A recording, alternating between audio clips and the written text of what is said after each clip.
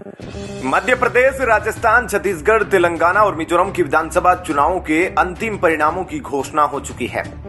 मध्य प्रदेश, राजस्थान और छत्तीसगढ़ में भारतीय जनता पार्टी ने पूर्ण बहुमत से जीत दर्ज की है, जबकि तेलंगाना कांग्रेस के हिस्से में आया है।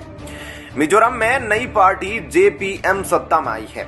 जिन प्रदेशों में बीजेपी ने जीत दर्ज की है, वहां सीधा मुकाबला कांग्रेस से ही रहा। वहीं 2011 का साल था। राजस्थान में अशोक गहलोत के नेतृत्व में कांग्रेस की सरकार चल रही थी। अचानक से भंवरी देवी नाम ने प्रदेश में सियासी तूफान लाकर खड़ा कर दिया। इस प्रकरण ने महिपाल मदेरणा की राजनीति पर ग्रहण लगा दिया। इन्हीं महिपाल मदेरणा की बेटी है दिव्या मदेरणा, जो इस विधानसभा चुनाव में ओसियां के मैदान में परास्त हुई है। चुनाव प्रचार के दौरान दिव्या को भविष्य का मुख्यमंत्री बता रहे थे। उनकी गिनती प्रदेश में कांग्रेस के बड़े युवा चेहरों में हो रही थी।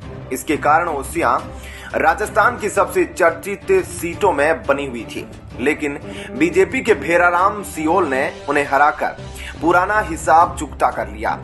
भाजपा के भेराराम चौधरी को 1,03,746 वोट मिले, जबकि दिव्या मदेरणा को 1,0939 वोट मिल सके। वह 2018 में भेराराम को हराकर पहली बार विधायक बनी थी। दिव्या मदेरणा करीबी मुकाबले में हार गई है। दिव्या ने अपनी राजनीतिक पारी 2010 में चालू की थी, जब वह जोधपुर जिला परिषद सदस्य चुनी गई थी। उनकी मां भी जिला परिषद की सदस्य और अध्यक्ष भी रही है। दिव्या पुणे और इंग्लैंड में पढ़ चुकी है। दिव्या मदेरणा राजस्थान के सबसे ताकतवर राजनीतिक परिवारों में से एक मदेरणा परिवार से आती है।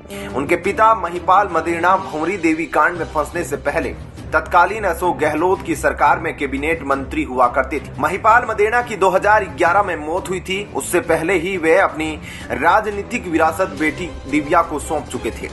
दिव्या के दादा परशुराम मदेरणा भी अपने जमाने में राजस्थान कांग्रेस के बड़े नेताओं में शुमार थे।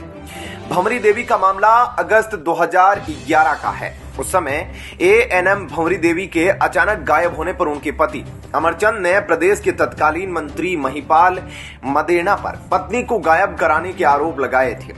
कुछ समय बाद मामला परत दर परत खुला और एक के बाद एक कई लोग इस पूरी कहानी से जुड़ते गए, लेकिन भंवरी देवी का कहीं अता पता नहीं लग पाया।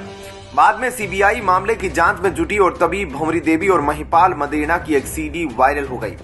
मदेरणा इस मामले में जेल में भी गए थे। बाद में उन्हें और मलखान सिंह को जमानत पर रिहा कर दिया गया था। 2021 में जब महिपाल मदेरणा की कैंसर से मौत हुई तो वे जेल से बाहर ही थे।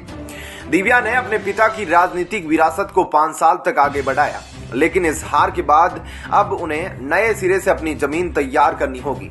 दिव्या को पार्टी में भी मुखर नेता माना जाता रहा है, लेकिन कांग्रेस की आंतरिक लड़ाई के कारण गहलोत सरकार के अंतिम दिनों में वे साइड लाइन हो गई थी।